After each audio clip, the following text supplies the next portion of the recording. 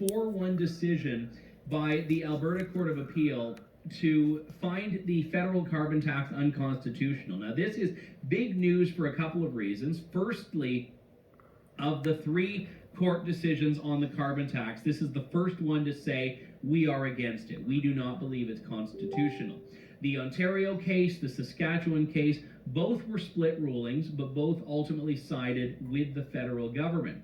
This was 4-1, so not a slam dunk necessarily, but still very decisive. And it called the legislation a Trojan horse because it was basically finding that it's a backdoor into the government regulating and legislating on virtually anything under the auspices of environmentalism.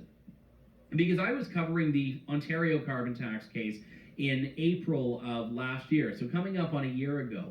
And the arguments that I was seeing and hearing from the Ontario government were very sound. They were basically saying that if you allow the government to hijack this, you're allowing the government to create out of thin air issues that it says are under federal jurisdiction.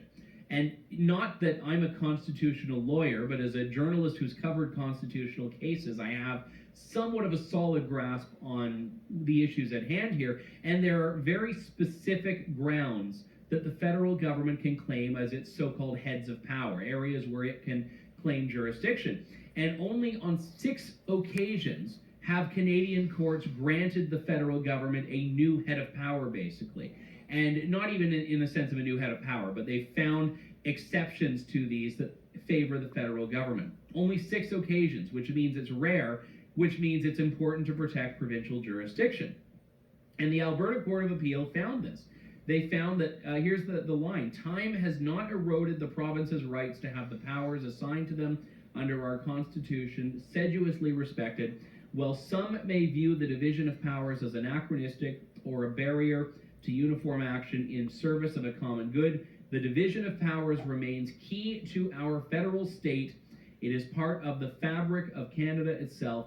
The federal and provincial governments are co-equals, each level of government being supreme within its sphere. The federal government is not the parent, and the provincial governments are not its children. Right on.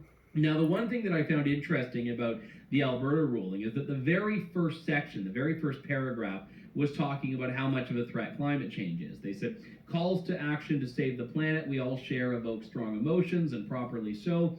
The dangers of climate change are undoubted, as are the risks flowing from failure to meet the essential challenge. It's undisputed that greenhouse gas emissions caused by people are a course of climate change, yada, yada, yada.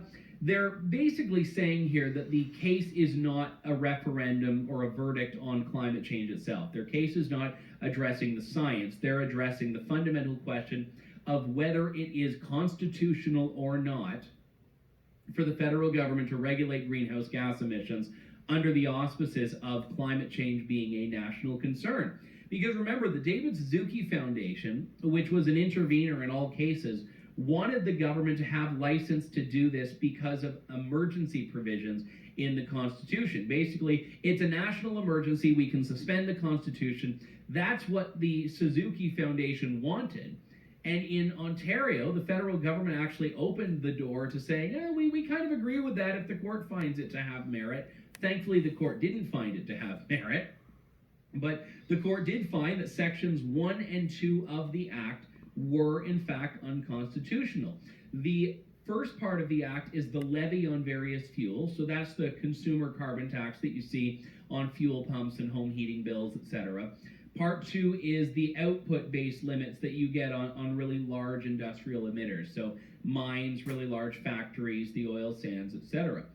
And all of these things, I think, were part and parcel of a dilemma that originally was in the political grounds. I thought Canadians were going to reject the carbon tax at the polls, and I think they did in provinces like Alberta and Saskatchewan and Manitoba to some extent. But Trudeau won again, so you can't say that it was a wholesale rejection of the carbon tax. But what did happen is the federal government basically decided that it was going to put taxing for your own good as a fundamental pillar of its identity, of the Liberal brand, all in the name of ending climate change, when there is no direct correlation between a carbon tax and climate change solving. And the reason is that you have a competitive global economy, and countries like India and China are not going to sacrifice their output for the same goal, but they're the ones who are actually emitters. They're the ones who are actually emitters. And we talked about this last week with Patrick Moore, how CO2, which is under the legislation a greenhouse gas, is, in his view, and he's got a PhD in this, he's not one of these just keyboard warrior types, is a positive for the environment. And we talked about that. If you haven't heard it, go back and listen to that episode. So I want to talk about the legal implications and the political implications of this carbon tax decision from the Alberta Court of Appeal. Joining me on the line now is Alberta Director Franco Terrazzano from the Canadian Taxpayers Federation. Franco, good to talk